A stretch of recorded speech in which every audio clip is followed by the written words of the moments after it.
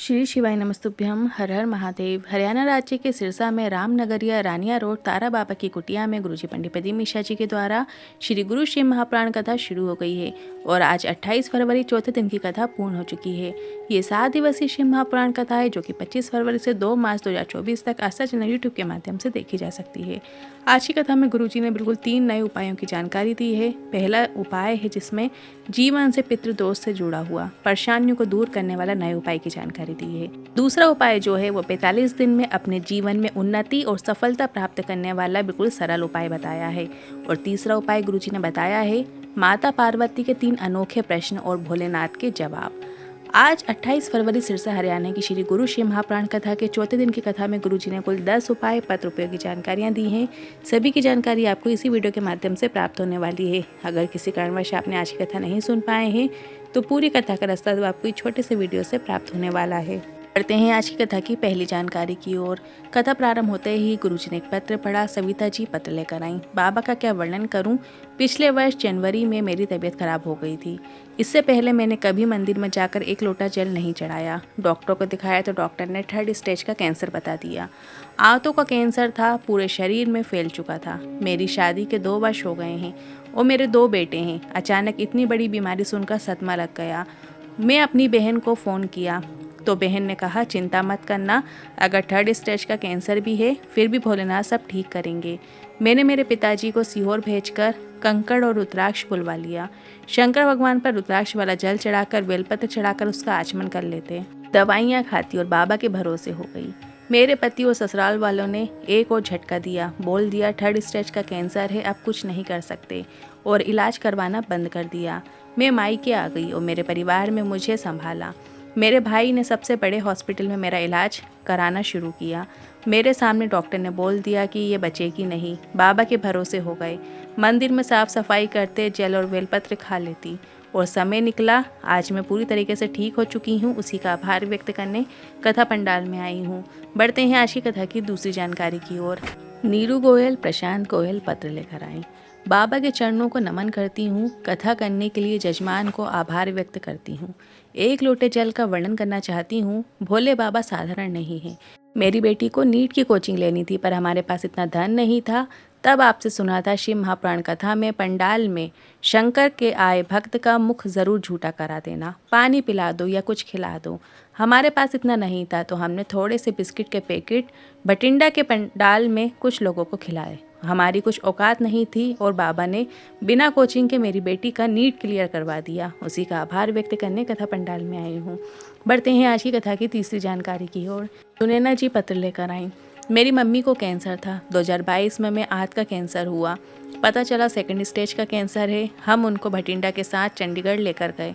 सभी जगह कैंसर बताया गया, ऑपरेशन की बोल दिया गया पर माँ की हालत ठीक नहीं थी। मेरी बुआ की लड़की ने पशुपतिनाथ व्रत करने को कहा और शंकर पर विश्वास करो। सीहोर वाला महाराज कहता है शंकर पर किया गया विश्वास कभी टूटता नहीं है। हमने सीहोर से कंकर शंकर और रुद्राक्ष बुलवा लिया और प्रदोष का आपने एक उपाय बताया था वो किया। साथ ही माँ को रुद्राक्ष वाला जल देना शुरू किया और धीरे धीरे समय निकला। माँ अब पूरी तरीके से ठीक हो चुकी हैं। उसी का आभार व्यक्त करने कथा पंडाल में आए हैं। बढ़ते हैं आज की कथा की चौथी जानकारी की ओर। मोना दिल्ली से पत्र लेकर आई। आपकी कथा सुनना 2020 से शुरू किया। 2021 को मैं सीहोर कथा सुनने गई। अपनी नानी माँ के साथ गए और बड़े विश्वास के साथ कथा सुनने गए। जिस होटल में हम ठहरे थे उस होटल के मैनेजर ने हमसे कहा तुम कुबरेश्वर धाम मत जाइए, वहाँ से लोग वापिस आ रहे हैं। पर आप कहते हैं गुरुजी कंकर शंकर की भूमि में जो मांगो वो बाबा ज़रूर देता है। होटल वाले ने बहुत डराया पर हम डरे नहीं और कथा सुनने गए और 3 दिन की कथा का श्रवण किया और जो मांगा बाबा ने वो हमें छप्पर फाड़ के दिया। हमने 5 कथा का नियम बना लिया था। पहली सीहोर, दूसरी उज्जैन, तीसरी नेपाल, चौथी नोएडा और 5वीं अलवर में सुनी और बाबा ने इतनी झोली भर के दे दिया कि बटोरा भी नहीं जाएगा। उसी का आभार व्यक्त करने कथा पंडाल में आए हैं। बढ़ते हैं आज की कथा की 5वीं जानकारी की ओर। प्रिया जी पत्र लेकर आई। एक बेलपत्र और एक लोटे जल का वर्णन करना चाहती हूँ। मेरी माता जी के जीवन में बहुत दुख और कष्ट रहा। उनकी छाती में गांठ हो गई। सभी हॉस्पिटल में चेक करवाया, डॉक्टर ने ऑपरेशन की बोल दिया और जांच होगी ऐसा कह दिया। क्या करें? तब मेरी दादी ने कहा सीहोर वाला महाराज कहता है कि भोलेनाथ को एक लोटा जल और एक बेलपत्र चढ़ाने को कहता है और कुंदकेश्वर महादेव का नाम लेकर खाने को कहता है। और मेरी माँ ने ऐसा ही करना शुरू किया, मंदिर में साफ सफाई करना शुरू किया। मैं बाबा की कृपा का वर्णन करना चाहूँगी। मेरी माँ ने अगली बार जब जांच कराई तो गांठ गल चुकी थी। उसी का आभार व्यक्त करने कथा पंडाल में आई हूँ। बढ़ते हैं आज की कथा की 6वीं जानकारी की ओर। माता पार्वती ने भोलेनाथ से 3 प्रश्न किए और उनका जो उत्तर भोलेनाथ ने दिए वो इस प्रकार है। ये प्रश्न जो हैं और उनके उत्तर समस्त संसार के कल्याण करने वाला है। जन्म लेने का क्या कारण है? पहला प्रश्न किया। शिव जी ने कहा जन्म लेने का कारण पूर्व के कर्मों का भोग भोगना है। किसको भजें? दूसरा प्रश्न किया माता पार्वती ने शंकर जी से कि किसको भजना चाहिए? जो तुम्हारी चित्तवृत्ति में आनंद की अनुभूति करा दे, बस उसका भजन अपने जीवन में धारण करो। और तीसरा है जीव प्राण छोड़ने के बाद कहाँ जाता है? तो शंकर जी ने जवाब दिया जिस ज्योति को संसार में आने से पहले, जन्म के पहले गर्भ में प्रदान करता है, अंत में मरने के बाद वह ज्योति मुझ में ही समाहित हो जाती है, इसलिए लोग मुझे ज्योतिर्लिंग कहते हैं। बढ़ते हैं आज की कथा की 7वीं जानकारी की ओर। 7 मार्च से 13 मार्च तक सीहोर कुबेश्वर धाम में शिव महाप्राण कथा होगी, जिसमें रुद्राक्ष का शिवलिंग बनाकर अभिषेक पूजन किया जाएगा। और 19 मार्च से 25 मार्च तक रेवड़ी हरियाणा में कथा रहेगी। अब बढ़ते हैं अगली 8वीं जानकारी की ओर।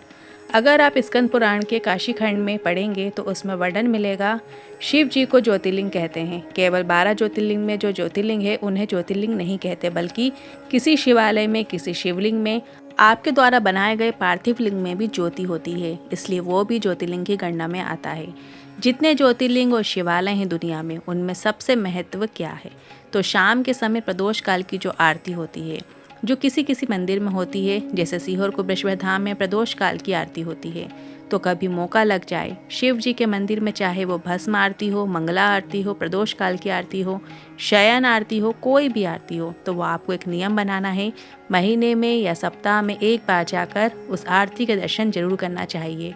क्योंकि जब आरती होती है तो आरती की जोत जब ऊपर जाती है और उस जोत का जब हम दर्शन कर लेते हैं तो हमें तुरंत ही दर्शन मात्र से 1000 कपिला गाय के दान करने का फल प्राप्त हो जाता है। और हम यह फल अपने पितरों को देते हैं और जिससे हमें पितृदोष से मुक्ति मिल जाती है और जीवन में सब अच्छा होना शुरू हो जाता है। मौका लगे अपने नज़दीक के मंदिरों में, शिवालय में, जहाँ प्रदोष काल में आरती होती है, वहाँ पर सप्ताह में एक बार कम से कम नियम बनाएं कि उस आरती के आप दर्शन ज़रूर कीजिएगा। बढ़ते हैं आज की कथा की 9वीं जानकारी की ओर।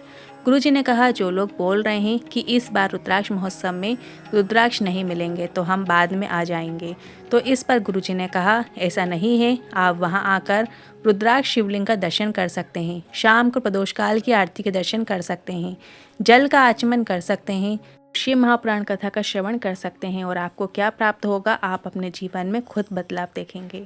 बढ़ते हैं आज की कथा की 10वीं जानकारी की ओर।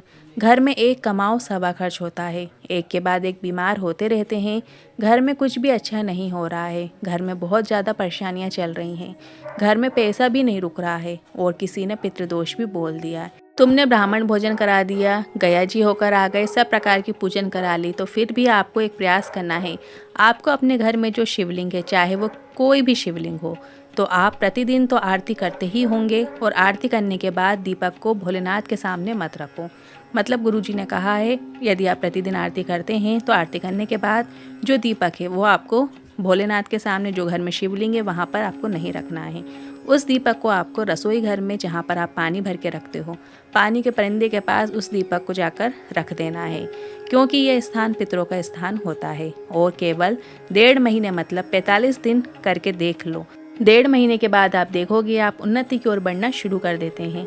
गुरुजी ने कहा है इस उपाय को करने के लिए आपको कहीं जाने की भी ज़रूरत नहीं है। आपको अपने घर पर ही, अपने घर के शिवलिंग की आरती करने के बाद अपने घर के किचन में, मतलब रसोई घर में दीपक रखकर ये विशेष उपाय करना है। उपाय सरल और आसान है, जिसे आप कभी भी किसी भी दिन से करना शुरू कर सकते हैं। आप आरती कभी भी कर सकते हैं। सुबह के समय करते बने तो सुबह के समय कर लीजिए, शाम के समय यदि आरती करते हैं तो शाम के समय आपको पूरी आरती करने के बाद, कर्पूर गौरम करने के बाद, फिर वह दीपक जो आपने आरती में प्रयोग किया है वो दीपक ले जाकर आपको रसोई घर में पानी के पात्र के पास जाकर पितरों के निमित्त रख देना है। बस आपको इतना ही करना है। नियम आप केवल 1.5 महीने तक बना लेंगे, मतलब 45 दिन आप इसका प्रयोग करके देखिए। आपको खुद ही उन्नति नज़र आएगी, घर में परेशानियां दूर होंगी, घर में बरकत देखने को मिलेगी। आज के इन उपायों से जुड़े मन में कोई सवाल या क्वेश्चन है तो आप कमेंट के जरिए पूछ सकते हैं। वीडियो थोड़ा भी उपयोगी लगा हो तो वीडियो को लाइक करके कमेंट बॉक्स में हर हर महादेव ज़रूर टाइप कीजिएगा। श्री शिवाय नमस्तुभ्यम।